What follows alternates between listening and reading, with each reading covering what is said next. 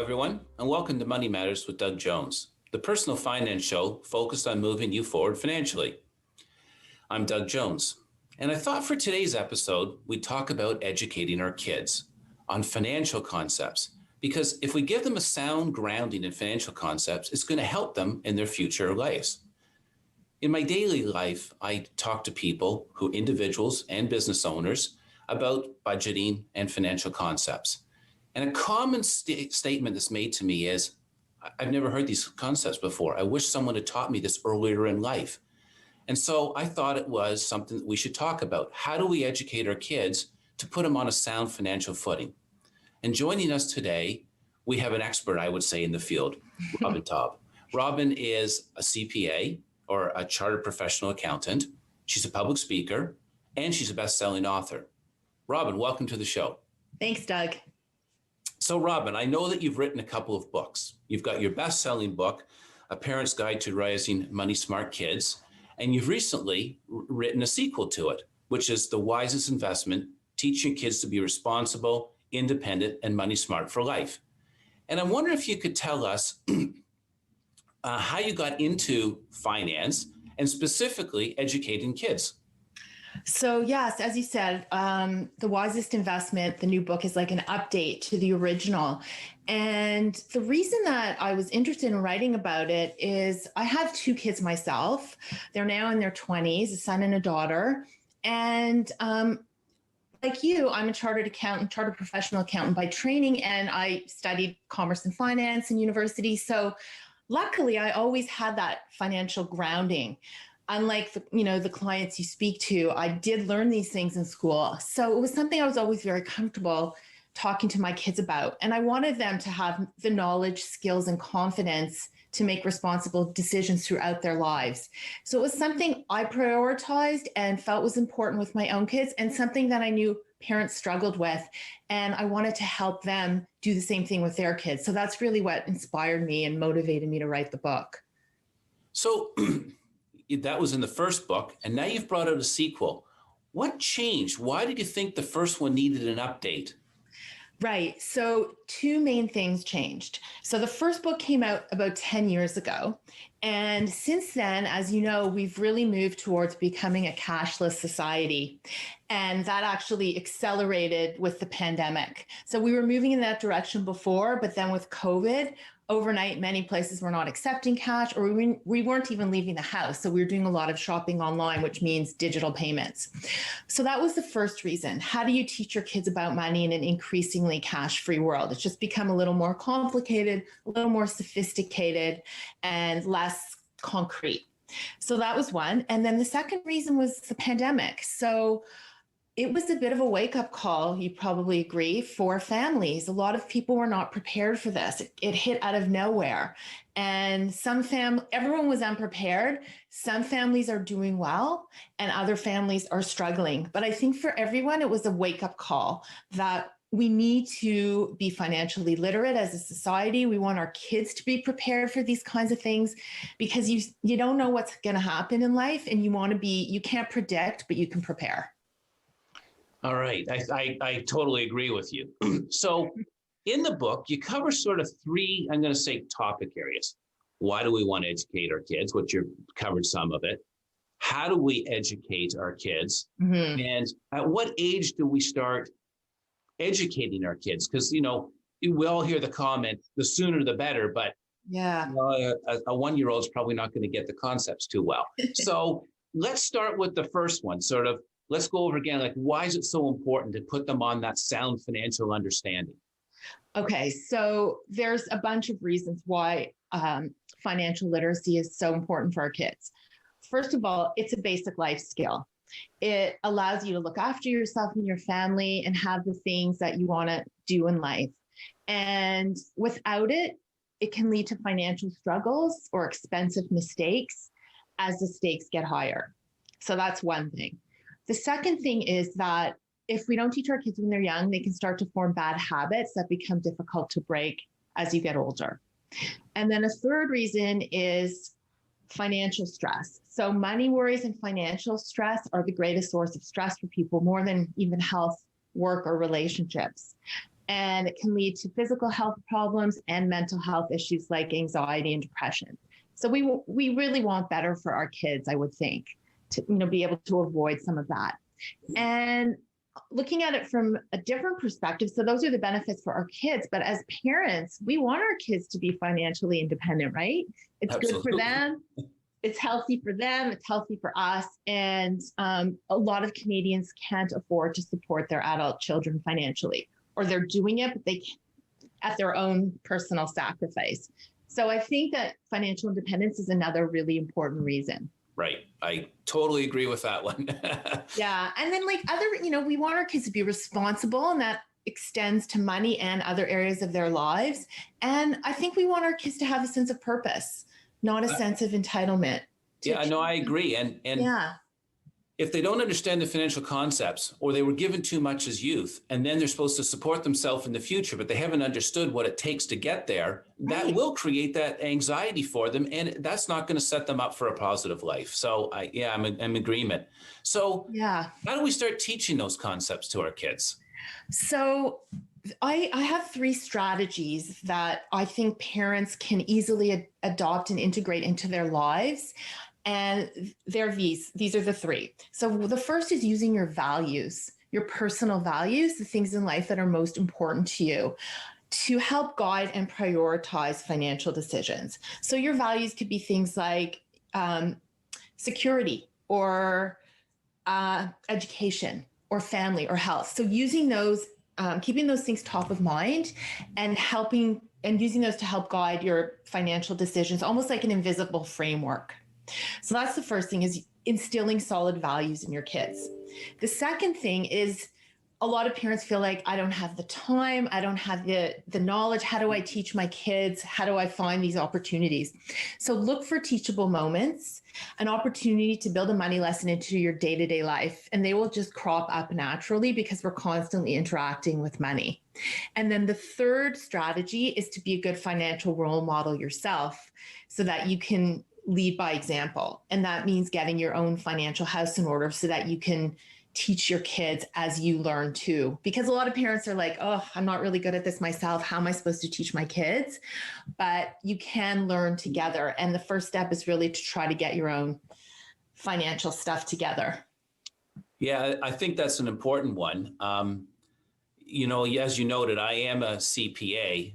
I'm actually a trustee as well. Mm-hmm. And I've actually had parents getting their financial order in house come meet with me and bring their teenage kids so that they would understand the mistakes the parents made, and sit through the counseling sessions we do, or budget talks, to try to actually help the kids move forward. That's great. It's sometimes a little awkward, but I understand what they're trying to do, which is, I'm trying to clean up my situation. I don't want you to duplicate it. So I get where they're going. Yeah, I mean, that's the parents feel, I don't want my kids to make the same mistakes that I made. Right. Because we know how painful they can be, or how expensive or difficult to dig out of. So there is a bit of discomfort opening up about that as a parent, but we can be open and honest about the mistakes and what we've learned from them. I think that's the key thing, is what you've learned. And you don't want your kids to learn everything the hard way. Right. So you're trying to avoid some of that. So we've sort of talked about your 3 criteria. So then, a lot of parents avoid it. So we've sort of touched on sort of avoiding it. Why do they avoid it? And it's maybe a lack of understanding on themselves. Mm-hmm. They might say, I don't really have time. But what other things do you see? So, the other struggle is really, so like you said, lack of time, lack of opportunity, lack of knowledge, or feeling like you're not good at it yourself. So who am I to be teaching or showing anyone? Or you're afraid you're going to make mistakes, even in your teaching. Or like some parents, they may be doing some teaching, but not enough, not consistently. So it really is, parents know it's important, because they know that, that it is, like we said, a basic life skill, and that it's important to be financially literate and responsible, but they still have a hard time actually doing it. And I think another reason is that money still can be a bit of a taboo topic. You sort of alluded to that. These conversations can get awkward. Yeah. So because of that, it's easier just to avoid it. Yes. And you're busy running a busy household. Right now, the pandemic, it's like kids are at home doing school, you're working, household responsibilities. It can be overwhelming. So sometimes parents just avoid it. So here's another one that I think is probably raised in your book because it's based on our digital age. Mm-hmm. And that is, how do you handle trying to teach your kids when they go to school, they talk to their peer group, their friends, Mm-hmm. whose parents might not be sort of following the same regime you are, or they're on social media and there's that FOMO or fear of Oh, missing yeah. out and the stuff they're seeing, and everyone's posting their latest and greatest thing they've purchased, which might not keep in line with the financial concepts we're trying to teach them. How do you handle that? Oh, yeah, that's so big. And that is a big part of this update is, even before social media and everything, kids did experience peer pressure. Like even growing up, you and I probably experienced it. And they say by around age 12, kids will side with their friends over their parents when it comes to purchasing decisions. But now with social media, where you can see what your friends have and do, and as you say, you experience FOMO, the fear of missing out, that even causes kids to spend to keep up the appearances of living their best lives online. So that's a really serious thing because spending too much time on social media can really harm our kids. It can lower self-control and increase stress levels. So I have a few tips for parents when it comes to dealing with that. So the first thing is if your kids are asking you for stuff, don't say that you can't afford it or you don't have the money for that. If that's not the case, because they'll see through it. Talk about needs versus wants. So needs being the must-haves for survival and wants being the nice-to-haves. So that's one thing you can do. If they're old enough, kids can get a job to pay for some of the things that they want or need. Even older kids, teenagers can get real jobs, but even younger kids can do odd jobs like babysitting or camp counselor. So that's another thing you can do. And then what I like to do too is, as a family, do some kind of community project, like a volunteer project where as a family, you're giving back. So my daughter and I used to volunteer at Soup Sisters when she was in high school. But pick something that is meaningful to you in line with your values. And it just opens your kids' eyes up to the fact that not everybody lives the way that they do. And it puts things in perspective. And it just lets them appreciate what they have rather than focusing on what they don't have. Yeah, I think the needs versus wants is a hugely important concept. And sometimes the younger kids, it's difficult for them to understand it. So, you got to sort of reinforce it all the time. I like your idea, though, of exposing them to volunteering and helping and understanding that not everyone has what you have, and that look at what others have and understand the benefits you have. Yeah. And as parents, we can model an attitude of gratitude, to be grateful and appreciate what we have. And then our kids will see that too. And they will, again, being a good financial role model, they will also start to be more appreciative of what they have rather than focusing on what they don't have or what others have. Okay, so we're going to go to break. And when we come back from the break, I'd like to continue our discussion. And I'd like to sort of get into the emerging adult category who are about to head off on their milestone of living on their own at college or university. So that will be when we return from break. Welcome back to Money Matters with Doug Jones. So today we're talking about teaching our kids financial concepts. And we're joined by Robin Taub, who is a chartered professional accountant, public speaker, and best-selling author. And she's written a couple of books on educating our kids, so I would say an expert in this subject matter. So Robin, before the break, we were sort of talking about the need to teach our kids. And one of the concepts in your book that I liked was sort of your 5 pillars. Maybe you could go through the 5 pillars for us that we want to impart on our kids. Yeah, so the 5 pillars of money are earn, save, spend, share, and invest. So first you have to earn money. If you don't earn money, you don't really have any choices. But once you do, then you can decide if you want to save it, spend it, share it, or invest it. And those 5 pillars, they are constants, and they're the foundation that you build on. And what changes is the specific topics within those 5 pillars. for each of the 4 age groups I've identified, which are young kids starting at around age 5, preteens, teens, and young adults. So you can use this framework. Okay, well, what stage are my kids at? I know there's these 5 pillars, and if I'm looking for a teachable moment, it must fall under one of those 5. And you can always find age-appropriate money topics to weave in as a teachable moment in your day-to-day life. So that's how I tell parents to tackle it, because otherwise it just feels like this huge, overwhelming subject. I really like your 5 pillars because it starts with earn it. Because I think the kids learn how to spend it, but I got to make sure they understand you got to earn it before you can spend it, and then you need to invest it because, I do shows on retirement savings and no one has any. So saving money, investing it, these are all fantastic concepts. So what I'd really like to jump to now, though, is your emerging adults, sort of your 18 to 25-year-olds. And the reason is kids are going to be graduating from high school very shortly. And come September, a number of them will be going off to colleges and university. And that's a big milestone in your life where you're going to be living on your own. You're going to be looking after your own budget. You're going to be living probably away from your parents. So our influence is going to be reduced. You're going to be living with your peer group, and you're going to start to have to manage your own finances. And you may even be taking on some debt in the way of student loans. And so to me, this is a huge milestone that I would sort of like to focus on. I saw that there's been some studies that have come out.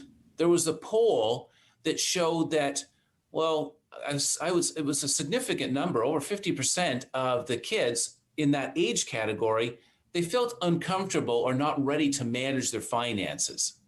And then there was a BDO poll of people under 40 that had a degree or a diploma who had a significant amount of them had regrets. And in fact, 62% were still carrying student loans. So as a parent, we don't want them feeling regret. We know they're going to be sort of on their own. So what do we as parents say to our kids? How do we get them ready for that milestone? Well, the whole idea is you've taught your kids from a younger age, ideally. And so you've laid that foundation about the 5 pillars, and they've had an allowance or a job, and they've had some experience managing money. So that's ideal. But that's not going to be the case for everyone, and that's okay too. So the key thing, though, as you say, at this age is the spend number is big, because, as you know, the average cost of an undergraduate degree, it's, let's say, roughly $7,000 a year. And that's not for like a professional school, just a regular BA in Canada. So, so just alone for the tuition, you're looking at close to $30,000. And then there's books and there's fees. And then, as you say, if you go away to school, there's the cost of living. So that's a lot to manage if you have no experience. And like you say, you don't know what you don't know. So people take on student loans or other forms of debt to pay for this without really knowing what that's going to do to their lives going forward and how they're going to manage paying it back. So it really does require a lot of planning up front. So thinking about, where am I going to study?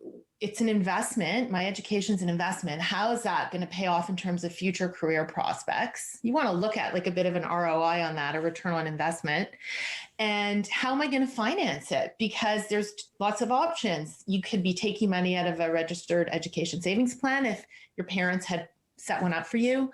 You might be working throughout high school, part-time or in the summers. It could be coming out of savings, current earnings. There's so many, plus debt. There's so many different ways to do it, but you really need to budget. You need to really crunch these numbers and get help if you feel like you can't do it yourself. There are good calculators and things online, student budget calculators, that help you figure out what your program's going to cost, what the cost of living is in that province or town. Like the Ontario Securities Commission has a bunch of really good tools for that. You really want to go into it with your eyes open. So how involved do you recommend the parents be in the process? Very involved. Assuming that they're willing to be and that they're helping. And there are lots of kids who have to do this on their own. And I've interviewed some for some articles I've written where it's really a huge responsibility.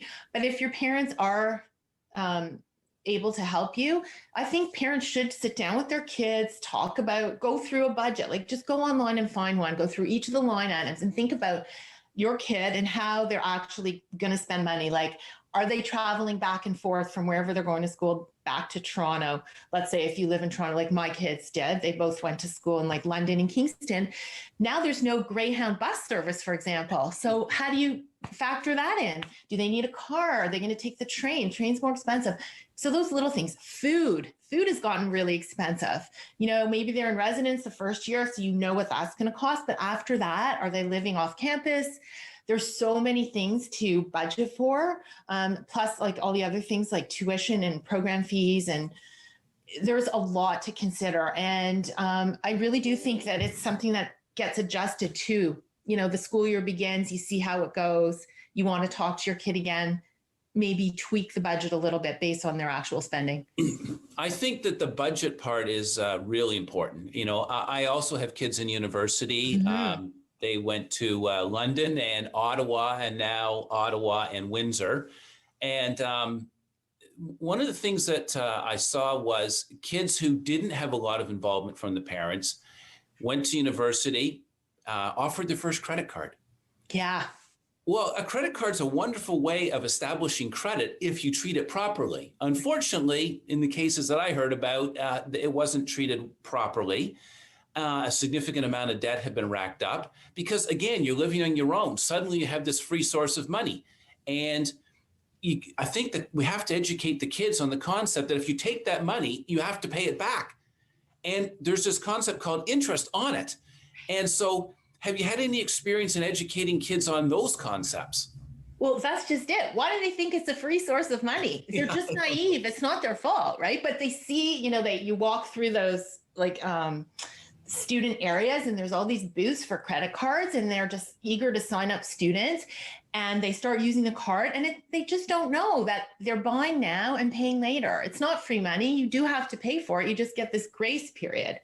Right. So it's really important to talk about those things. And again, look for those teachable moments now. You're using your credit card to shop online or at the grocery store, with your kids around, just explain it to them, pull up your statement online, talk about the fact that if you don't make your payment on time, they're going to charge you interest, the bank, and there's fees if you miss payments or you pay late. So all of those things need to be explained. Now, my kids had supplementary cards on our family credit card when they were in high school. So for emergencies. So they actually had a little bit of experience with a credit card, but they never saw the bill or paid it. Right. So I made sure when they applied for their own card with a really low limit as a student, when they went to university, they knew how to go online, how to see when the bill was due, how to pay it online. I went over that with them because it can happen that you just don't know. My daughter missed the first payment on her credit card. She just didn't kind of realize when that first payment date was. So they're going to make little mistakes. Right. And I think that as part of that education is to say, yes, that if you miss a payment, you're going to have to pay more because of this concept of interest and the late payment. But there's also, in addition to that, there's this thing called a credit score and the effect on your credit score. And that in the future, if you need to buy a car and you have a poor credit score, you'll be able to still get a car, but your interest rate is going to be dramatically higher. Yeah, and so I think those are important concepts for kids.